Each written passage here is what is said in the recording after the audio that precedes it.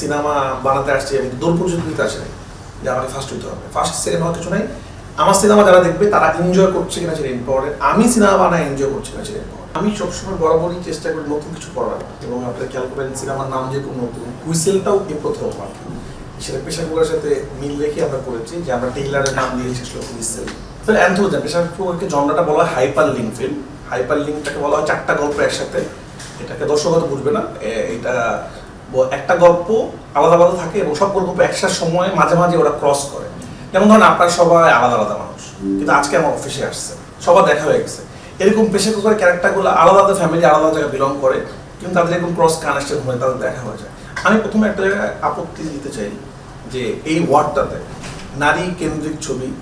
আজকে একটা সিনেমায় প্রেশার কুকার সিনেমাতে অনেকজন নারী আছেন, অন্য অন্য ছবিটাতেও নারী আছেন, কিন্তু নায়কও আছেন, মানে নায়িকা যদি আমি বলি, নায়িকা যদি বলি, কিন্তু আমরা কিন্তু বলছি না যে অমুক ছবি পুরুষ কেন্দ্রিক ছবি। এবারে যে মানে অমুক দমকে কিন্তু বলছি না যে আচ্ছা পুরুষ কেন্দ্রিক ছবি করে আপনার কেমন লাগছে, পেন্সকে কিন্তু বলছি না, বা রাক্ষসকে কিন্তু বলছি, কিন্তু নারীদের ক্ষেত্রে কেন এটা নারী কেন্দ্রিক ছবি হইতে হবে, মানে এটাকে কোনো কেন্দ্র করে ছবি না বলি আমরা। সিনেমা সিনেমা, আমি আসলে ওরকম কোনো ভাই বা সিনেমা বানাই না, এবং আবারও বলছি আমাদের সিনেমাতে অনেক অভিনেতা অভিনেত্রী আছে।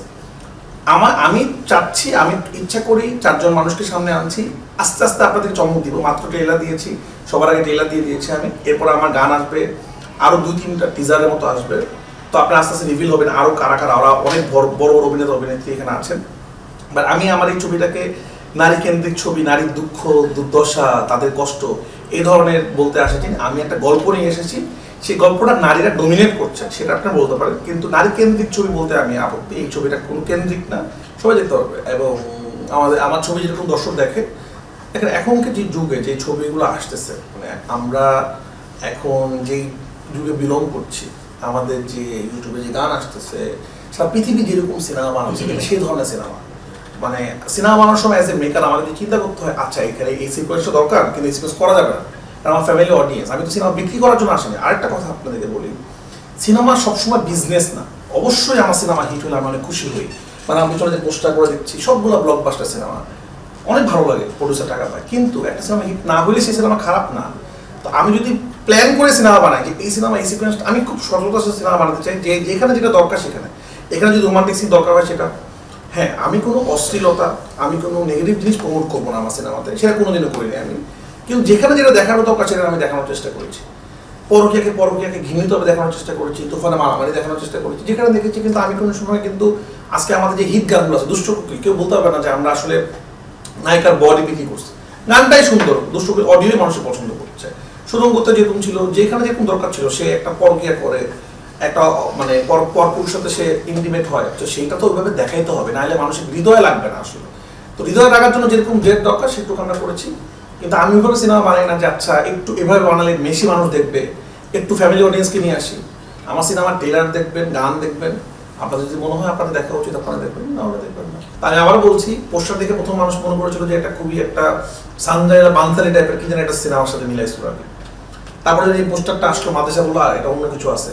আবার যখন আমি ট্রেলার ছাড়লাম, এটা কিন্তু মানুষের ছাড়লাম, মেসেজ পাল্লা, এই ধরনের গল্প ডিফারেন্ট। তো আবার বলছি যে আপনারা বারবার চমকাবেন, একটা প্রমোশনাল জিনিস আসবে, আপনারা চমকাবেন, এবং সবথেকে বড় চমকটা আপনাদের হবে সিনেমা হলে গেলে। আপনার ক্ষেত্রে আমাদের সিনেমাগ্রাফি খুব প্রশংসা হচ্ছে, যে বাংলাদেশি শুট করা এত সুন্দর, আমার বাংলাদেশকে শুট করতে খুব ভালো লাগে।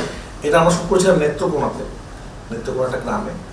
তো আমার একটু ইচ্ছা ছিল যে আমি একটা সিনেমা দিয়ে আমি একটা গ্রামে ঘুরবো, তো এটা দিয়ে আমরা নেত্রকোনাকে এক্সপ্লোর করছি।